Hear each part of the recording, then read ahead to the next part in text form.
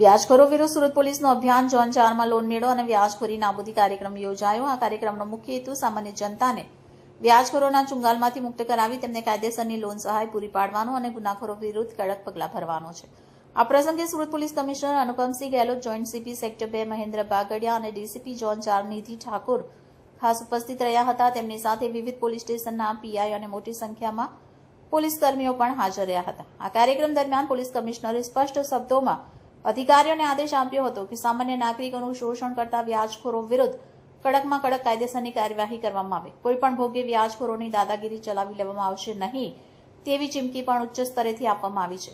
આ લોન મેળામાં કુલ 22 ફરિયાદ દાખલ કરવામાં આવી, જેટલા જુદા જુદા પોલીસ સ્ટેશન વિસ્તારમાં નાગરિકોની વ્યાજખોરો વિરુદ્ધની ફરિયાદો સાંભળવામાં આવી હતી। સ્થળ પર જ જરૂરી કાયદાકીય પ્રક્રિયા હાથ ધરી પીડિતોને રાહત અપાવવાનો પ્રયાસ કરવામાં આવ્યો।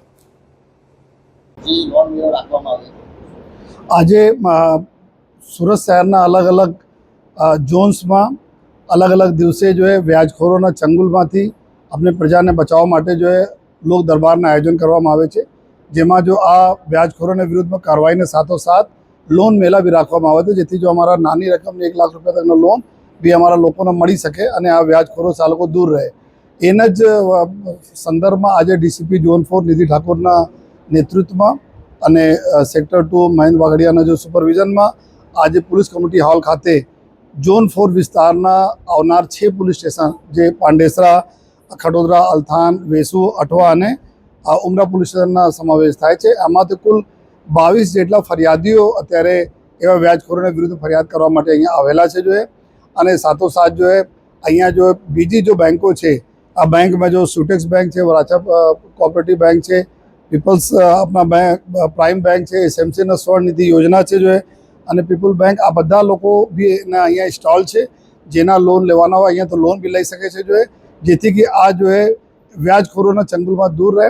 અને જો માનનીય ડિપ્ટી સીએમ સાહેબને બી એક અભિગમ છે, માનનીય મુખ્યમંત્રી સાહેબના સૂચના છે કે આ વ્યાજખોરોના ચંગુલમાંથી આપણે પ્રજાને બહાર રાખીએ।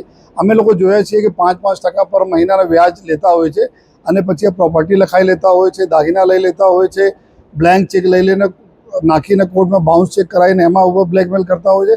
આ ઘણા પ્રકારના જો રજૂઆતો અમારા લોકો પાસે આવે છે, એના હિસાબથી ત્વરિત લોકોને ન્યાય મળે આ હિસાબથી તમામ 6 પોલીસ સ્ટેશનના અહીંયા ટીમ બી અહીંયા હાજર છે અને આ લોકો તાત્કાલિક જો ફરિયાદ લઈને એના ઉપર અમે લોકો કાર્યવાહી કરવા જઈ રહ્યા છીએ। અને બધા આપના અમારા મીડિયાના મિત્રોના માધ્યમથી અમે બધા આપણે પ્રજાજનોને એક રિક્વેસ્ટ કરવા માંગીએ છીએ કે કોઈ પણ સંજોગમાં અગર આપ ફસાયા હોય, નાની રકમ હોય કે મોટી રકમ हो, आप इमीडिएटली पुलिस स्टेशन आओ, हमारे लोग अधिकारी तक आओ, इमीडिएटली आप व्याजखोर हम लोग एक्शन लेंगे।